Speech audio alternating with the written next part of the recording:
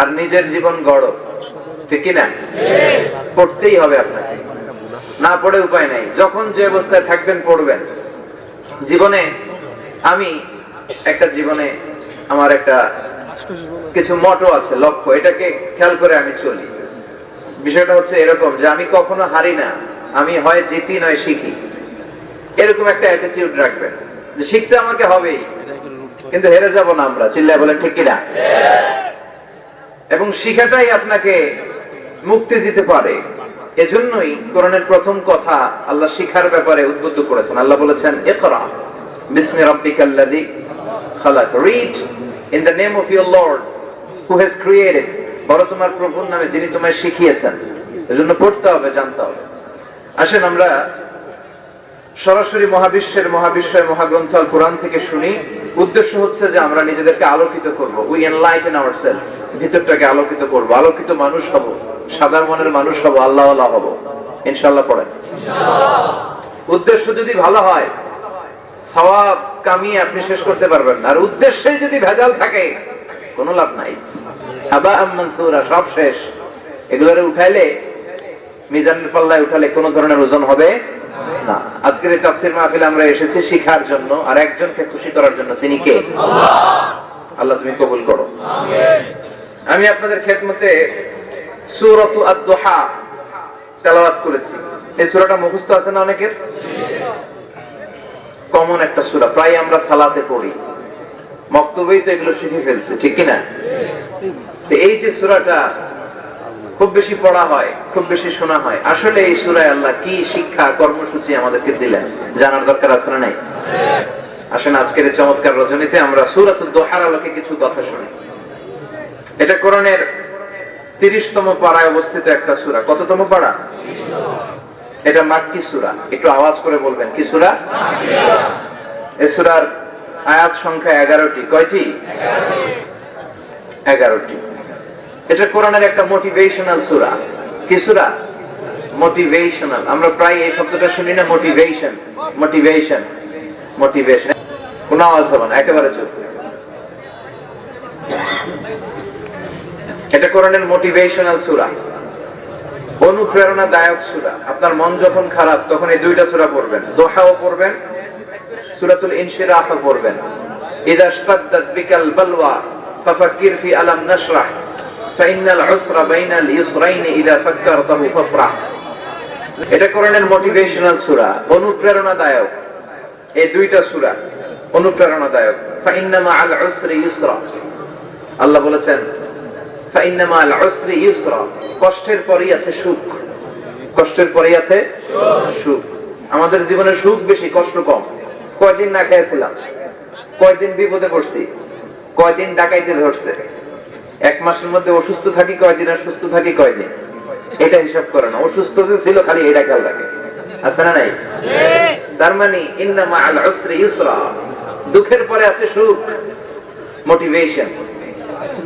প্রাণটা আবার উদ্বেলিত হয়ে ওঠে, তাই তো আসলে তো দুঃখের পরে সুখ। এজন্য কষ্ট যখন পাবেন, অসুস্থ যখন হবেন, ওইখানেও আনন্দ করবেন, কারণ সামনে আরাম আসতেছে। সুবহানাল্লাহ পড়েন। মুমিনের হারাবার কিছু নাই, দুঃখ পাওয়ার কিছু নাই। মুমিন অসুস্থ হলে অসুস্থতার মাধ্যমে তার রোগের মাধ্যমে তার গুনাহ ঝরে যায়, সে আল্লাহর কাছে প্রিয় হয়ে ওঠে। তা আমাদেরকে কেউ হারাইতে পারে? কথা বলেন, আমাদের কেউ ভয় দেখাইতে পারে? মোটিভেশনাল সূরা সূরাতুল ইনশিরাহ আর সূরাতুদ দুহা। মোটিভেশন আছে যারা হতাশ, যাদের জীবন ভাল লাগে না, মরে যেতে মনে চায়, গার্লফ্রেন্ড গালি দিচ্ছে, আছে না নাই? আছে। আবার বয়ফ্রেন্ড গার্লফ্রেন্ডে গালি দিচ্ছে, এ ওড়না পেঁচায়া ফ্যানের মধ্যে ঝুলে আত্মহত্যা করে। কত বড় পাগল! তুই বললি কেন?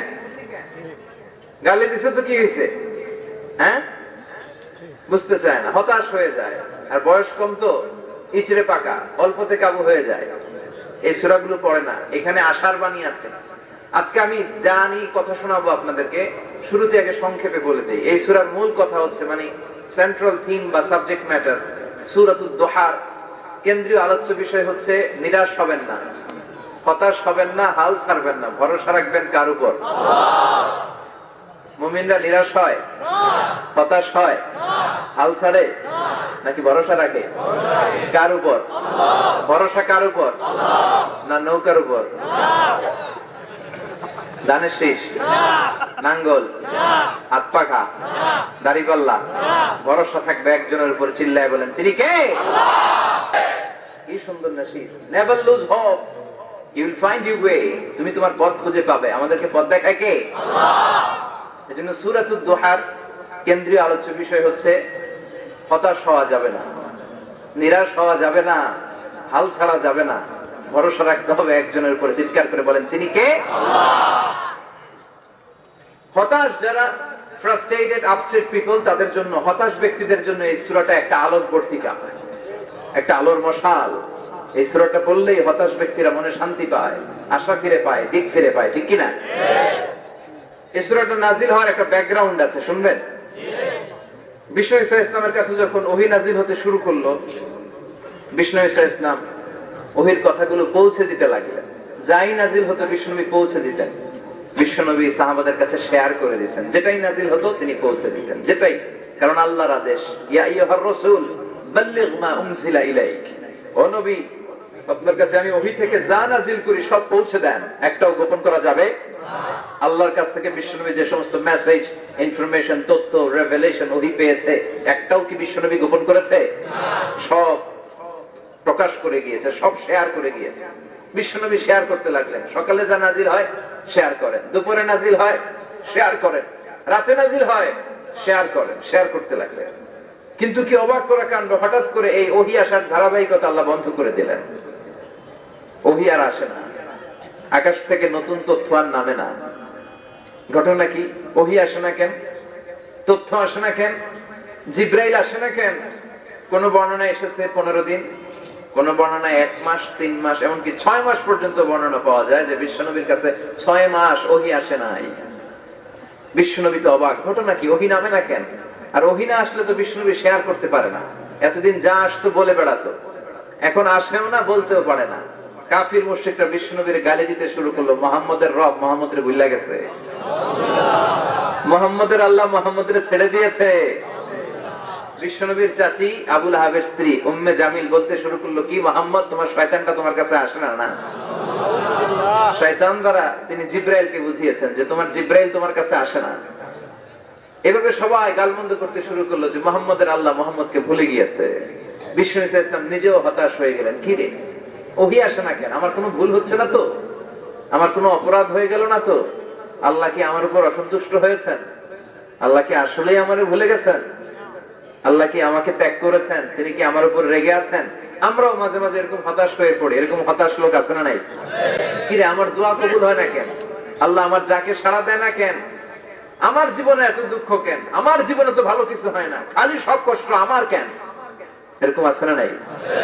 এরকম হতাশদের জন্য এই সূরাটা একটা আলোক বর্তিকা, মোটিভেশনাল সূরা। আলহামদুলিল্লাহ পড়েন।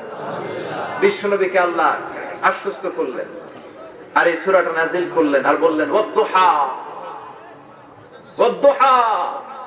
দুহা মানে আলো, দুহা মানে আলো, প্রভাতের সূর্য কিরণের শপথ। Look up, the sunlight, it's a very beautiful day out there. নবী হতাশ হবেন না, বেরোন, সকালের সূর্যটা কত সুন্দর, কি ঝলঝলে পৃথিবী, ফকফকে আর তকতকে, দেখলেই মনটা ভরে যায়। ঠিক কি না? দুহা, দুহা মানে আলো, আশার আলো, সম্ভাবনার আলো। আমাদের জীবনে আলোর দরকার আছে না নাই? আলো না থাকলে আমরা বাঁচতে পারবো? আলো লাগে বড় ভালো। এই আজকে আলো না থাকলে আমরা দেখা যেত? এজন্য কোরআনকে আল্লাহ আলো বলেছেন। কোরআনকে কি বলেছে? কিতাবুন আনজালনাহু ইলাইকা লিতুখরিজান নাসা মিনাল যুলুমাতি ইলান নূর। Muhammad, I've revealed this holy Quran unto you to lead the mankind out of darkness into the light. অন্ধকার থেকে লাইট, লাইট মানে কি? আলো, আলোর দিকে নেওয়ার জন্য এই কোরআন পাঠিয়েছি। আবার বিশ্বনবীকেও আল্লাহ নূর, নূরের সাথে তুলনা করেছেন। আবার বিশ্বনবী আল্লাহর কাছে নূর চাইতেন, বলতেন, আল্লাহ আমার ডানে আলো দাও, আমার বায়ে আলো দাও, আমার সামনে আলো দাও, পিছনে আলো দাও, উপরে আলো দাও, নিচে আলো দাও, আমার দেহে আলো দাও, আমার মাংসপেশির ভিতরে আলো দাও, আমার হাড্ডির ভিতরে আলো দাও, আমার জন্য তুমি আলো দাও। পড়েন আমিন। এজন্য আলো ছাড়া বেঁচে থাকা অসম্ভব। আল্লাহ তাআলা আলোর নামে সূরা দিলেন, সূরাতুদ দুহা, প্রভাতের আলো, প্রভাতের সূর্য কিরণের শপথ, আলোর শপথ। সুবহানাল্লাহ পড়েন। এরপর আল্লাহ বললেন ওয়াল্লাইলি ইযা সাজা, আলোর শপথ, সকাল বেলার সূর্য কিরণের শপথ। দ্বিতীয় আয়াতে আল্লাহ বললেন রাত্রি বেলার শপথ, যখন রাত্রিটা নিঝুম হয়, নিস্তব্ধ, নিঝুম আর নিস্তব্ধ রাতের শপথ। তাহলে আল্লাহ আলোর কসম কাটলেন, তারপরে অন্ধকারের কসম কাটলেন, ঠিক কিনা? আলো দ্বারা মূলত আল্লাহ তাআলা ওহীর আগমনকে বুঝিয়েছে, আর অন্ধকার দ্বারা আল্লাহ তাআলা ওহীর অনুপস্থিতি বুঝিয়েছে। এটা দিয়ে আল্লাহ বুঝাতে চাইলেন, ও নবী, কাফির মুশরিকরা আপনারা গালি দেয়, ওরা বলে যে আমি আপনারে ভুলে গেছি, আমি আপনারে ত্যাগ করেছি, আমি আপনার প্রতি অসন্তুষ্ট। না না, আমি ইচ্ছা করে ওহী পাঠাই না, কারণ সব সময় আলো থাকলে ভালো লাগে না, কিছু সময় অন্ধকারের দরকার আছে না নাই? বুঝে শুনে উত্তর দিয়ে। 24 ঘন্টা আলো, 365 দিন খালি আলো আলো আরো আলো। যদি সূর্যের আলো সব সময় থাকে 365 দিন, ভাল লাগবে? রাতে ঘুমাবেন কেন? আবার সব সময় ঘুটঘুটে অন্ধকার, আলো নাই, ভাল লাগে? ক্ষেত খামারে চাষ করা লাগবে না, বাজারে যাওয়া লাগবে না। তার মানে আলোরও দরকার আছে, অন্ধকারেরও দরকার আছে। এটা দিয়ে আল্লাহ বুঝাতে চাইলেন, নবী, ওহী নাজিল করার জন্য দরকার আছে, মাঝে মাঝে ওহী বন্ধ রেখে আপনার বিশ্রাম দেওয়ারও দরকার আছে। চিৎকার করে বলেন আল্লাহু আকবার। এজন্য আল্লাহ বললেন ওয়াদ-দুহা ওয়াল-লাইলি ইযা সাজা মা ওয়াদ্দা'আকা রাব্বুকা ওয়া মা ক্বালা ওয়ালাল আখিরাতু খায়রুল লাকা মিনাল উলা। সুবহানাল্লাহ পড়ে। ও নবী, প্রভাতের সূর্য কিরণের শপথ, নিঝুম নিস্তব্ধ রাত্রি বেলার শপথ, আলো আর অন্ধকারের শপথ করে আমি বললাম, আপনার প্রভু আপনারে ভুলে যায় নাই, আপনার উপর অসন্তুষ্ট হয় নাই। আমি আল্লাহ ইচ্ছা করে ওহী বন্ধ রেখেছি, কারণ ওহীর একটা পাওয়ার আছে। বারবার ওহী রিসিভ করলে আপনার স্নায়ু এটা সহ্য করতে পারবে না, আপনার দেহ এটারে বরদাস্ত করতে পারবে না। নবী, আমি আপনার প্রতি এত রহম দিল, এত ভালোবাসি, বারবার ওহী নিতে নিতে আপনার যে কষ্ট হয়, এই কষ্টটা আমার আল্লাহর সহ্য হয় না। এজন্য আমি আল্লাহ ইচ্ছা করে কিছুদিন ওহী বন্ধ রাখছি। সুবহানাল্লাহ পড়েন। তার মানে এই নয় যে আমি আপনারে ভুলে গিয়েছি, আমি আপনারে ছেড়ে দিয়েছি। আরে নবী, আমি তো আমার নামের সাথে আপনার নামকে জুড়ে দিয়েছি। লা ইলাহা ইল্লাল্লাহ মুহাম্মাদুর রাসূলুল্লাহ। যেখানে আমার আল্লাহর নাম, সেখানে বিশ্ব নবীর নাম আছে না নাই? আযান যখন দেই আল্লাহু আকবারের পরে বিশ্ব নবীর নাম আছে না নাই? একামতে আছে না নাই? আবার আল্লাহর জন্য যখন সালাত আদায় করি, শেষ বৈঠকে বিশ্ব নবীর উপর দুরূদ আছে না নাই? ওয়ারাফা'না লাকা যিকরাক। ও নবী, আপনার নামকে আমি অনেক উপরে তুলে ধরেছি। আমার নাম যেখানে, আপনার নাম ওইখানে। গোটা বিশ্বব্যাপী আপনার নাম ছড়ায় যাবে। ওরা আপনারে গালি দেয় কবি বলে, ওরা গালি দেয় গণক বলে, ওরা বলে আপনি আফতার, লেস কাটা। আসলে যারা আপনারে গালি দেয় ওরাই লেস কাটা। ওরা আপনারে বলে আপনি নির্বংশ, আপনার ছেলেগুলো বেঁচে নাই, মেয়ে বেঁচে আছে, আপনার নাম নেয়ার কেউ থাকবে না। ওই আবু জাহেল, উতবা, সাইবা, ওদের নাম নেয়ার কেউ থাকবে না। আপনি লেসকাটা নন, আপনি নির্বংশ নন। ইন্না শানিয়াকা, চিল্লায় বলেন ইন্না শানিয়াকা। যারা আপনারে গালি দেয়, যারা আপনারা নিয়ে কটু কথা বলে, ওরাই লেসকাটা, ওরাই নির্বংশ। ওদের বংশকে আমি আল্লাহই নির্বংশ করে ছাড়ি। চিল্লায় বলেন ঠিক কিনা?